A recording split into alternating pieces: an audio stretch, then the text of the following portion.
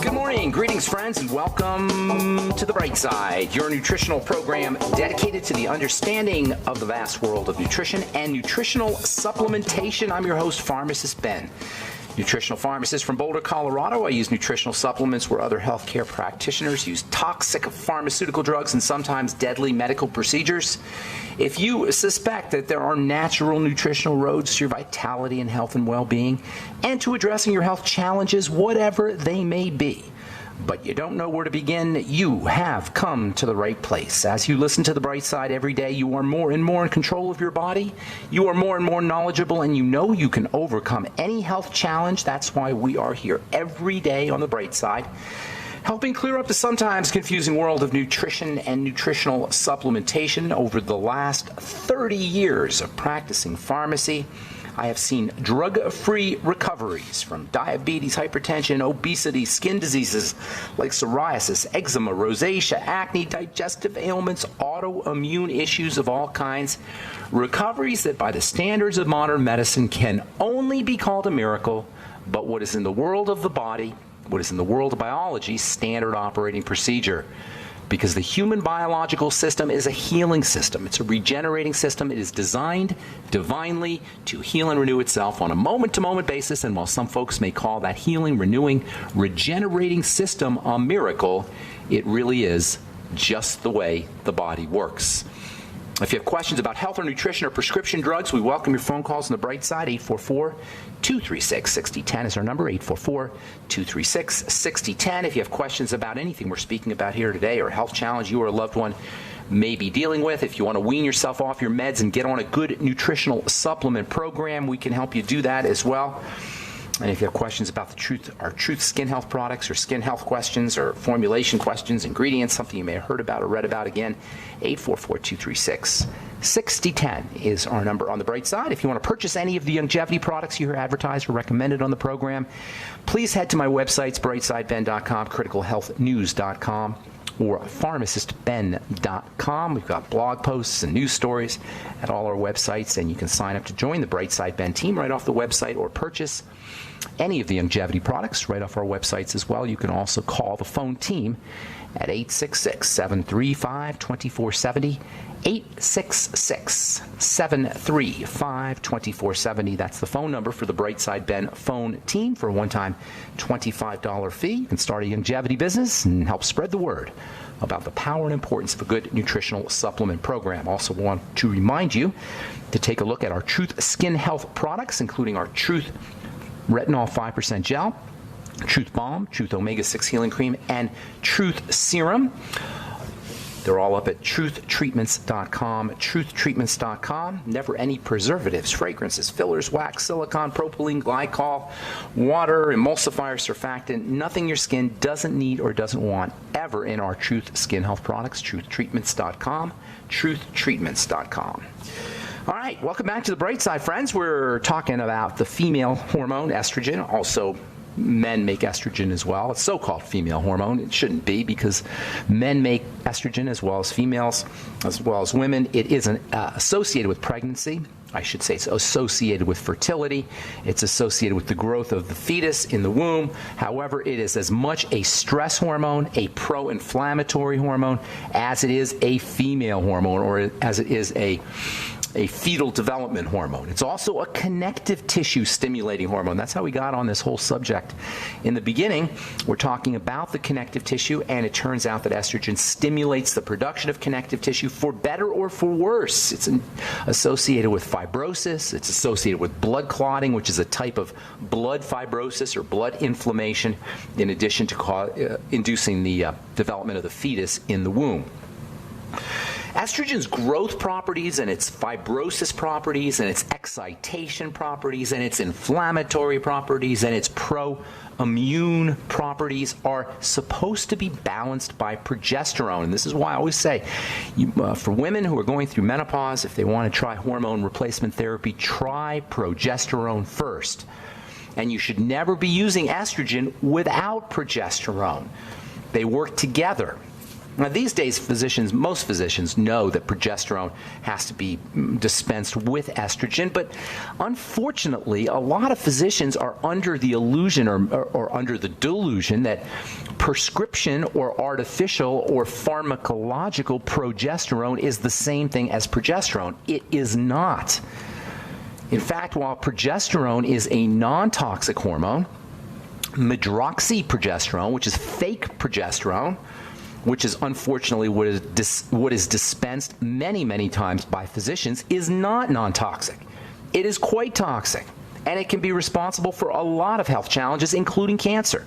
If you look at your prescription for progesterone, your doctor says, well, I'm going to give you a prescription for progesterone here, and he writes medroxyprogesterone, or he writes Provera, or some other brand name, tell him you want real progesterone.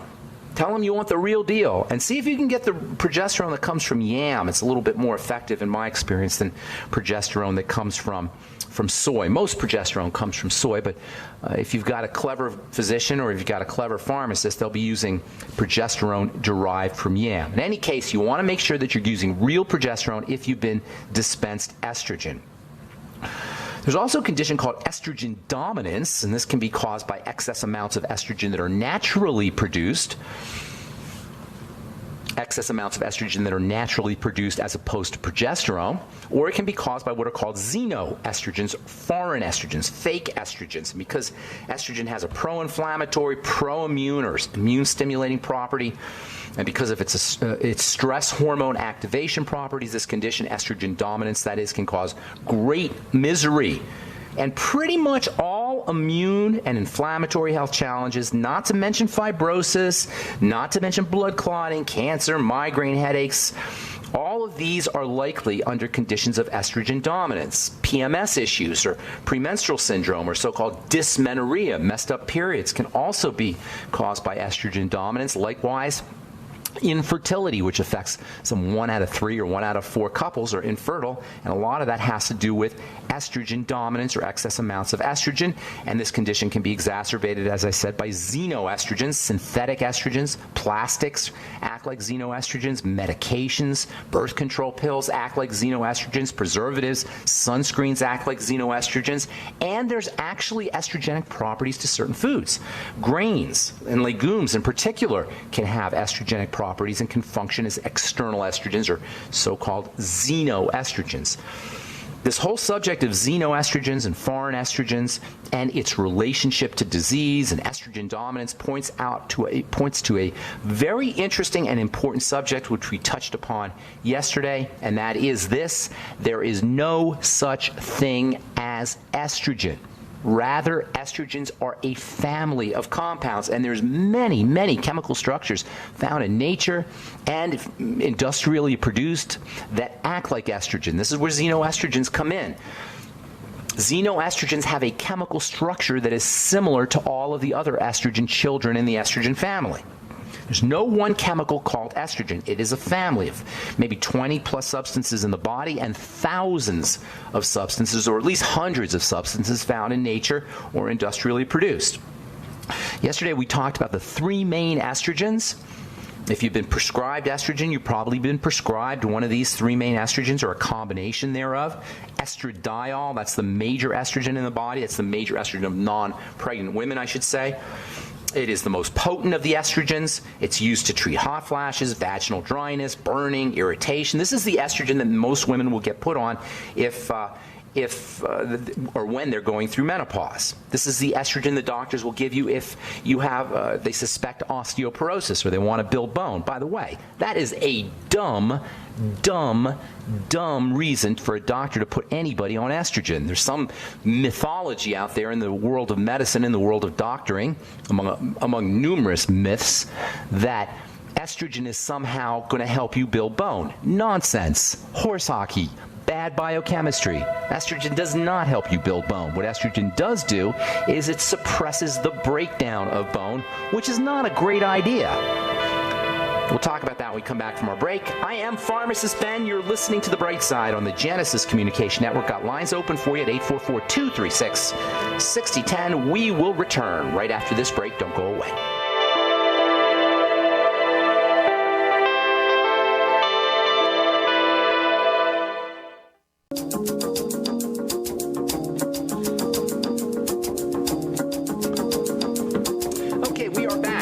on the bright side. Pharmacist Ben here.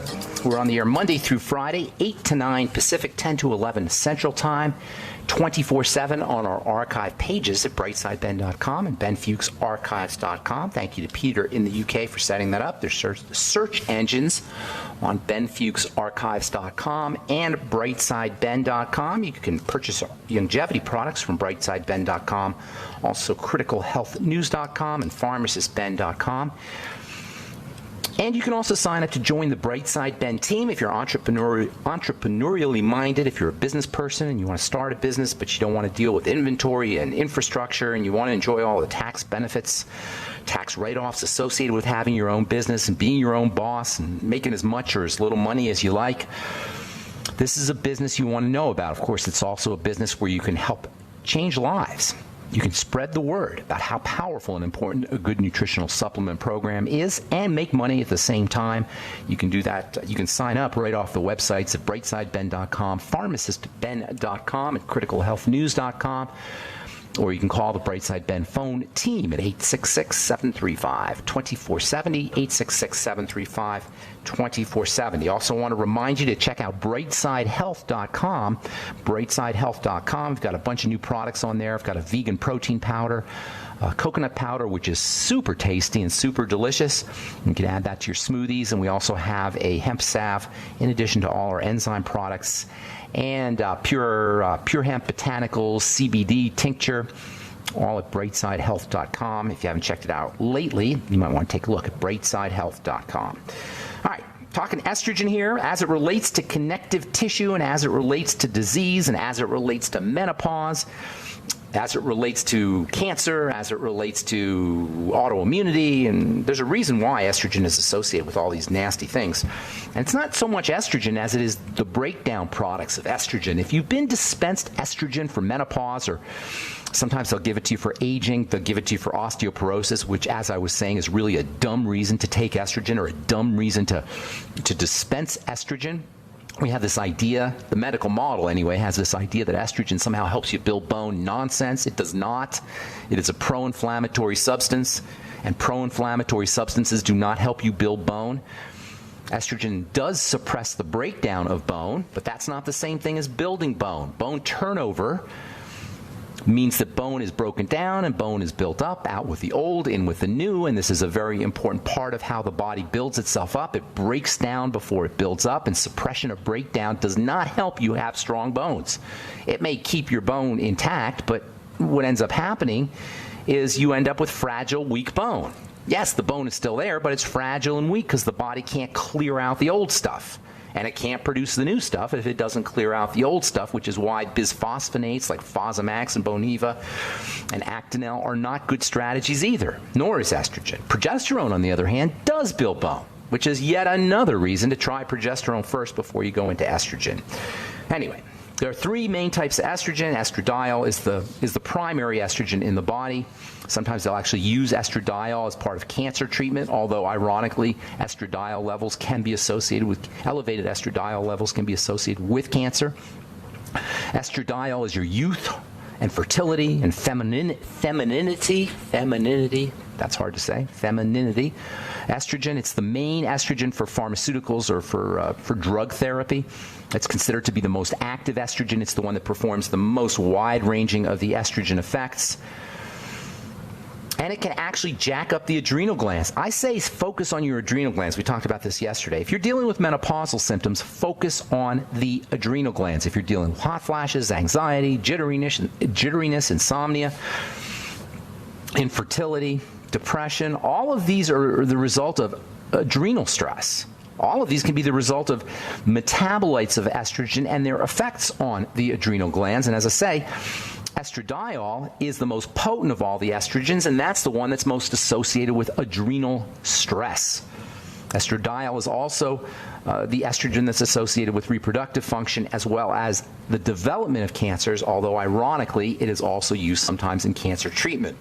There's another estrogen called estrone. This is the weakest of the three main estrogens. It's the estrogen of menopause. It's the estrogen of aging. It's the predominant estrogen that shows up in women and in men, for that matter, as we get older. This is the estrogen that's made in belly fat.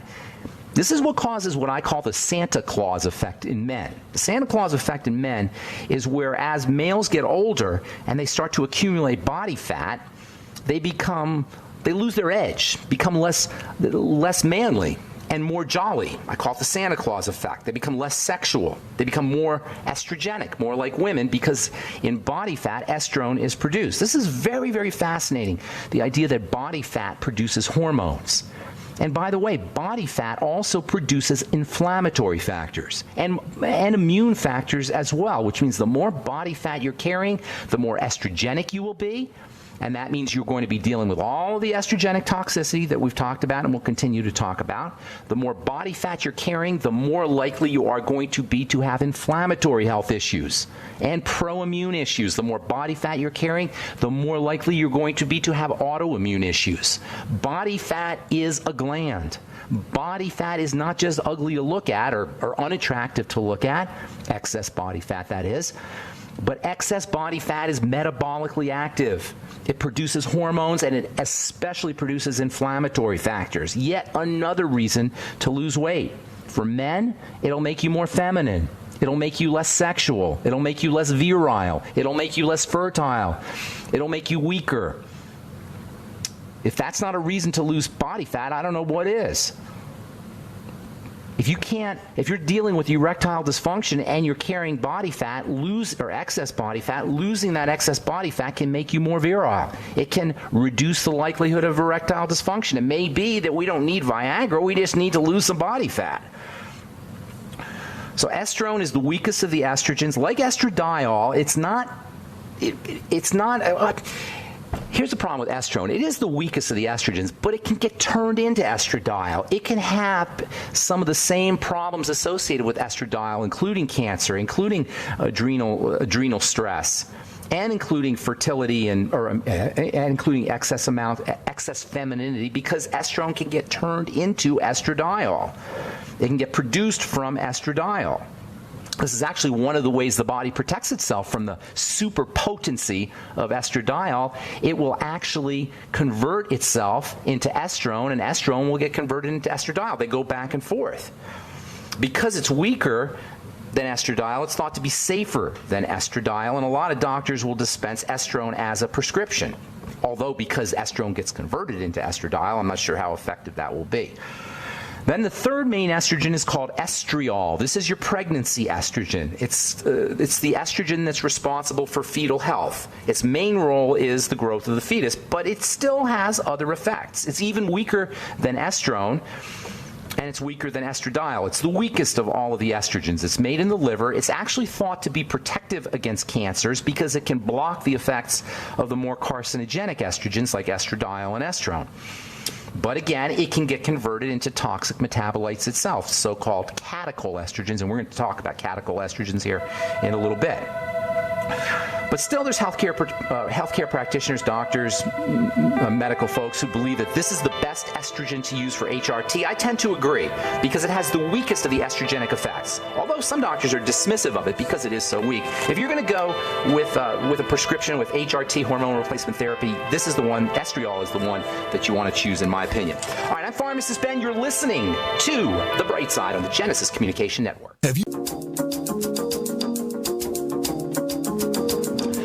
We're back on the bright side. I'm Pharmacist Ben. 844-236-6010 is our number. 844-236-6010. If you have questions about estrogen or anything we're speaking about here today, autoimmunity, estrogen toxicity. If you're on HRT, hormone replacement therapy, you want some ideas on how you can help detoxify estrogen, we can help you. We're going to talk about that in the coming days, how you can clear out estrogen or support clearance of estrogen out of your body.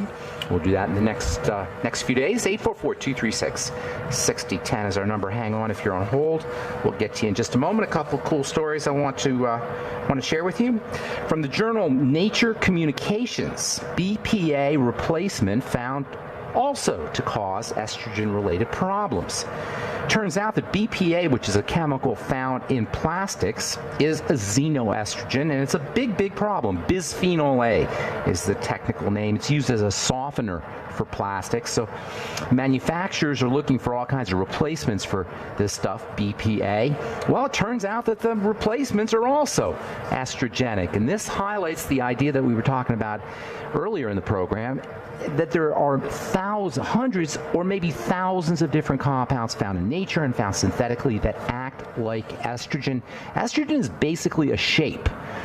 It's not one thing. It's a kind of chemical shape, and there's many, many chemicals that have this shape, this chemical structure. So just because something doesn't have BPA in it doesn't mean you're off the xenoestrogenic hook. In this case, something called BHPF, which is a BPA replacement, can also cause estrogenic health problems, estrogenic health issues, and that includes cancer and infertility and anxiety and jitteriness and all kinds of problems, fibrosis and connective tissue disorders, etc.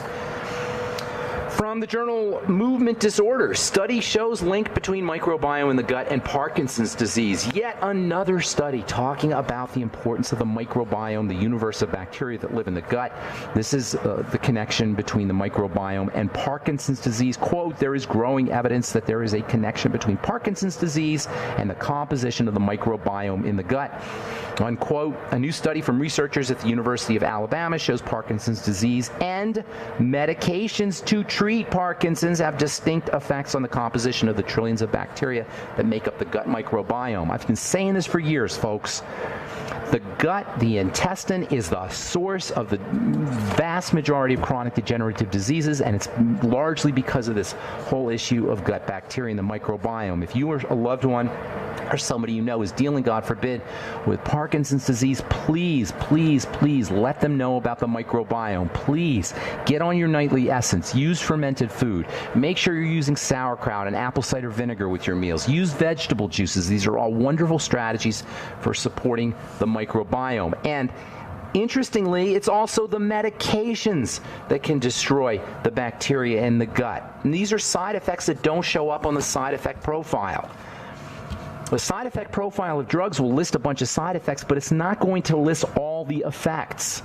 It may list liver problems or bone problems or mental health issues, but it's not going to tell you about the microbiome. It's not going to tell you about nutritional depletion or nutrient depletion. It's not going to tell you about stressing the liver.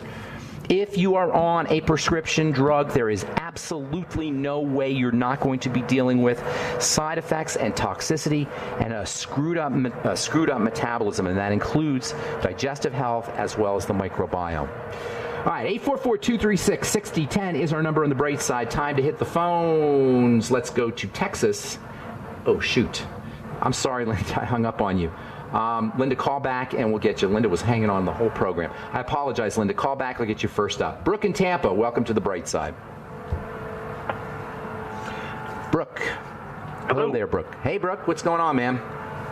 Hey, Ben. I had a question. I work in produce, and I get lots of questions about the sugars that are in fruits and vegetables. So my question is two parts. I guess number one, with fruits and vegetables compared to raw sugar, how is that a different formula? Like bell peppers, for example. A lot of people want to do bell peppers because it's high in vitamin C, but there's 5 grams of sugar in it. So how does that work differently than raw sugar in the body? And the second part is, what about honey? How does that work in the body differently than sugar does, or does it? Okay, great question. I get that question a lot. Here's the deal. Sugar is sugar is sugar. Fructose is sugar. Glucose is sugar. They don't work the same way, actually. Fructose is handled by the liver primarily, and that means if you have liver problems, you really want to be careful about fructose. But in fruits and vegetables, it's a little bit different. And that's because in fruits and vegetables, you get cofactors that help the body process sugar, especially in vegetables, which have a lot of fiber.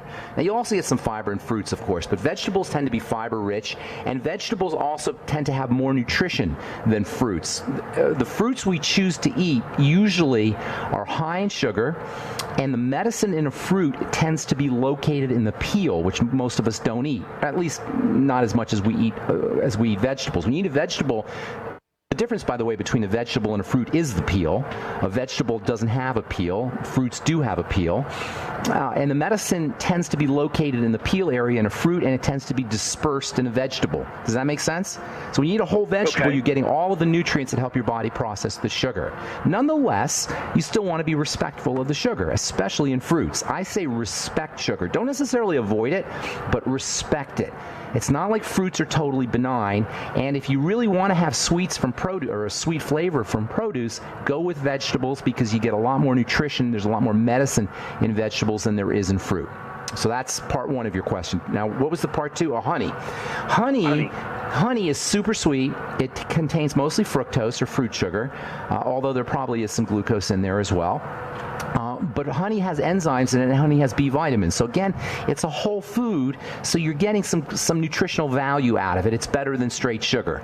That having been said, if you're diabetic or you're trying to keep your sugar intake down, or you don't want to gain weight, or there's a lot of reasons to stay away from honey and fruits and sweet foods, even if they're natural. If you're going to eat these kinds of foods and enjoy the sweetness, use small amounts. Eat a quarter of a banana. You don't need to eat the whole banana. Eat a quarter of an apple. You don't need the whole apple. Have a small amount of honey, a quarter teaspoonful or half a teaspoonful. What you're looking for is to make yourself more sensitive to the sweet taste. What happens when we eat a lot of sweet is our sweet taste gets dumbed down, and it requires more and more sweetness for us to get that sweet buzz, or for us to enjoy the sweet flavor. You can experiment with this yourself by laying off sugar for a couple of days.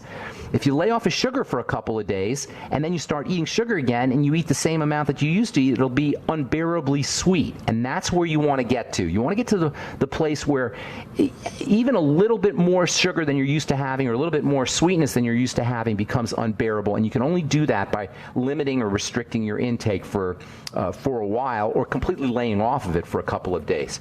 Does that answer your question, Brooke? Yeah, it does. Just like I heard it at parties hundreds of years ago, they used to pass sugar around because people would get high on it because we weren't so accustomed to it in our daily diet. Exactly. When you're not accustomed to it, it becomes intolerable. And by the way, if you're craving sugar, you absolutely have to have some sugar. But you don't want to go into the cakes or the candies, which contain trans fats and preservatives and all kinds of chemicals, softeners, etc. Have straight sugar.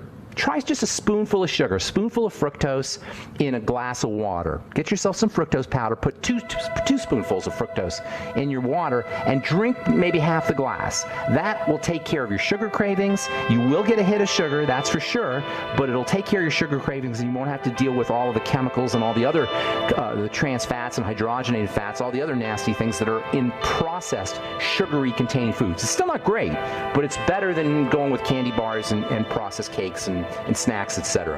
All right, I'm Pharmacist Ben. I hope that helps, Brooke. I'm going to let you go. I got a bunch of calls here. I'm Pharmacist Ben. We'll be back. Okay, we are back on the bright side. Pharmacist Ben here. 844-236-6010 is our number. Good morning, Linda in Texas. What's going on today? Good morning. How are you? I'm doing good. How can we help you today? Yes, I'm calling for my son. He had an ear infection and went to the doctor last week, and they put him on Levaquin, 750 milligrams, and he took those for 9 days. Okay. And now he's experiencing bad pain in all of his joints, in his hands, legs, Is that arms, right? bottom of his feet. That's not an unusual thing, unfortunately. If you go to the side effect, if you go to the package insert, and you may not have the package insert, but if you do a Google search for the package insert for Levaquin, you'll see that tendon problems, muscle problems, weakness, pain, these are all side effects. I believe they're side effects that are associated with the gut, with the microbiome, the bacteria in the gut, but there's no way to know exactly what's causing the side effects. Nonetheless, they're there. You can have skin problems, you can have headaches, you can have diarrhea, all kinds of stomach health issue, even seizure disorders. Levaquin is a very powerful antibiotic. The reason they use it these days is because other antibiotics don't work because of bacterial resistance. So Levaquin is the big guns. Now, it'll kill bacteria, of course, if you're dealing with a bacterial infection, but it's really important, Linda, that he starts to restore gut health. If he has any pre-existing digestive problems, this will increase the likelihood of toxicity and side effects from his Levaquin. In any case, get him on the nightly essence as soon as possible. Have him eating fermented food as soon as possible. If he has food intolerances, gluten intolerance, egg problems, or problems with grains of any kind, or any kind of food allergies, it's always important to avoid any foods that cause issues, but it's extra important if he's already compromised from the Levaquin. Focus on the gut is what I'm telling you here. You can also use something like bentonite clay or zeolite or activated charcoal, which, by the way, I absolutely love activated charcoal, to help improve the clearance of the Levaquin. And then using things like vitamin C and vitamin E, and also something called glutamine powder and selenium, that can help improve detoxification at the level of the liver. So you got a couple of strategies here, 3 main strategies. Work on the gut, make sure you're having him eliminate problem foods, and then also using nutrients that help support liver detoxification and the elimination of the antibiotic out of the body. Does that help you, ma'am? Yes, it does. And what about magnesium? It's awesome. It's awesome. One of the all-time great minerals. I mean, I always hate isolating a specific nutrient because they're all important, but magnesium is ridiculously valuable. On top, one of the main reasons it is so valuable is because it's the #1 mineral deficiency in the United States, maybe around the world. Magnesium is found in all green leafy vegetables. This is the best way to get your magnesium. If he does sauerkraut, he'll get magnesium, plus he'll get the probiotics and the fiber for his gut. So have him eating lots of fermented vegetables, particularly sauerkraut. And then also the OsteoMag is a good source of magnesium. Same with the OsteoFX. So supplemental magnesium as well as magnesium from foods is a great idea always. Okay. How long should he take the activated charcoal and the clay? A week, couple weeks. You can do it every day. It's just a great detox. You can do it all. You can do it on a daily basis. Don't do it with your nutrients. Don't do it with your supplements because it'll stick. Your supplements will stick to the charcoal, and that will get cleared out. And by the way, activated charcoal is great for people drinking alcohol, or if you're binging. If you're going to go out for a night and get a little inebriated, using activated charcoal when you come home can help prevent a hangover. Okay. Okay? Anything else? All right. Take care, Linda. Thanks for your call. Thank you very much. Okay, bye-bye. All right, let's go to Brian in Texas. Welcome to the Bright Side, Brian. Good morning. Hey, Pharmacist Ben. How are you? I'm doing good. What's going on today? Hey, not much. I called you actually a couple of weeks ago, and I got cut off because you had time to ask a question. I'm losing you, Brian. Brian, I'm losing you. Speak into the phone. Can you hear me now? Yeah, much better. Can you Go ahead. Can you hear me better? Yeah, go ahead. We've only got a couple minutes. I had a question. I had 2 questions. One, I wanted to follow up. I had you on the phone a couple of weeks ago, and you had to go because you ran out of time. Okay. The first thing I want to ask you about the estrogen you've been talking about is, does flax seeds cause you to produce estrogen? Because I always thought flax seeds were a superfood, and I put them in my smoothie. They're a superfood. Without a doubt, they're a superfood. They're a great source of protein, great source of vitamin E, great source of fat, and of course, they're wonderful fiber, and I recommend them highly. They are estrogenic in the sense that they contain estrogen-like compounds, specifically something called lignans. You may have heard that term. Lignans. Also, essential fatty acids. We're going to talk about this in the coming days. Essential fatty acids can act like estrogen, too. They can help support the production of estrogen. But I wouldn't go so far as to say that flax seeds are estrogen or they stimulate estrogen. It's more like they act a little bit like, they have compounds in them that act a little bit like estrogen. But that's a good thing because it's not really estrogen, but it's kind of sort of similar to estrogen, and it can get you some of the benefits associated with estrogen without the toxicity associated with estrogen. Truly a superfood, Brian, in my opinion. Okay, good to know. And then the other thing, real quick, if I could bother you about the asthma thing. So you had mentioned a couple of weeks ago talking about not being on I think you related to birth control, but you said that there's no medicine we should be on for an extended period of time forever. Ever. Does that include like asthma medicine, like Advir? You know what Advir is? Absolutely. Yes, I know what Advir is. Absolutely. It includes all medication. Now, Advir, and I don't think asthma medicine, I think you use it when you have an asthma attack, right? You're not using it every day. Advir, they say to use Advir in the morning and the night, and it's supposed to help prevent asthma attacks. There's the preventative inhaler. I also have that.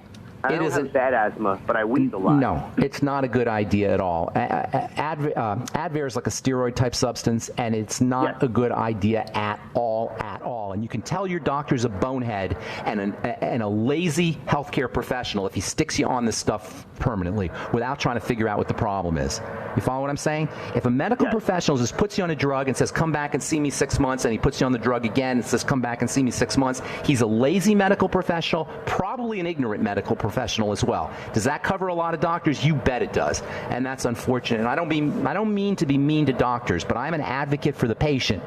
I'm here to advocate for the poor patient who doesn't understand or doesn't know what these medical professionals are doing to them. And I don't mean to rip on doctors, but if you're a physician or a healthcare professional and you leave a patient on a prescription drug for a long period of time without trying to figure out what the problem is, that's not fair. It's mean-spirited, and it's lazy, and it just ticks me off. You know, there's no medicine you should be on for life, and anytime you're on a medication, your number one goal should be to figure out how to get off of it, and that mandates and requires figuring out what the problem is. Does that help? I don't mean to be too mean there. I hate when I sound that way, but it just makes me angry. All right, I got to go, Brian. I appreciate it. Thank you so much. Take care, buddy. Have a good day. All right, let's go to Carol in Washington. Good morning, Carol. Welcome to the bright side. Good morning. It's my daughter. She's in her late 40s, and she has a breakfast of water and coffee and a whole wheat toast and almond butter, and by 10 o'clock she's getting actually shaky. Oh, my goodness. What's with her blood sugar? Get her some. Does she like fish? Does she like fish? Fukushima, you don't eat too much of that anymore. She'd be better off eating the fish from Fukushima than she would eating the wheat toast and whatever, all the other stuff you said, except for the almond butter is a little good. Get her some fish, or get her some meat, or get her some eggs. Have her eat just protein, just one day, just protein and fat. Get her some of the ultimate EFAs, maybe some coconut oil, some butter, and my bone broth protein. Make her a bone broth protein smoothie. All right, just one day. Go to brightsidehealth.com, get my bone broth protein, make her a bone broth protein smoothie, crack an egg in there, and then maybe some flaxseed powder, maybe a touch of Beyond Tangy Tangerine. Have her just do that and watch what happens. And she won't have any shakes. She'll have more energy, and in the long run, she's going to be building muscle and anti-aging as well. More protein. We should be eating protein for breakfast, folks. This idea of the bacon and of the toast and the orange juice and the bacon and the standard breakfast that most of us eating is based on marketing. It's based on cheapness. Pancakes are cheap. French toast is cheap. Cereal's ridiculously cheap. And this is why we're encouraged to eat these things. It is a horrible, horrible breakfast. The standard American breakfast is a horrible way to start your day. In fact, fasting is better. Just skipping breakfast is better. Go ahead, I'm sorry. Thank you. Can you tell me the difference between L-glutamine and glutamine? They're the same. L is just a prefix, a chemical prefix that refers to the shape of the glutamine molecule. It's like hands. It's like gloves. You know, you have a left-hand glove and a right-hand glove, and they look exactly the same, except one is left and one is right. That's what the L and the R is. L is left, R is right. And that's good for sugar cravings, I think you said the other day? Absolutely. Okay. It's good for the liver. It's good for the intestine. It's good for sugar cravings. It's good for brain. It's a bodybuilder and a muscle and an athlete's favorite amino acid. It's the most abundant amino acid. It is amazing stuff. And I know there's some doctors, I won't mention their names, who somehow think it's a bad idea to supplement with glutamine. I say it's a great idea. Half a teaspoonful a day of the powder, and don't waste your money on the capsules. I got to go, Carol. We're out of time. I apologize if I left you on hold. I'm Pharmacist Ben. Thanks for listening to The Bright Side. Please check out my Truth Skin Health products at truthtreatments.com and call 866-735-2470 if you want to join the Bright Side Ben team. Have a wonderful, awesome, spectacular, beautiful day. I'm Pharmacist Ben. We will talk to y'all later. Bye for now.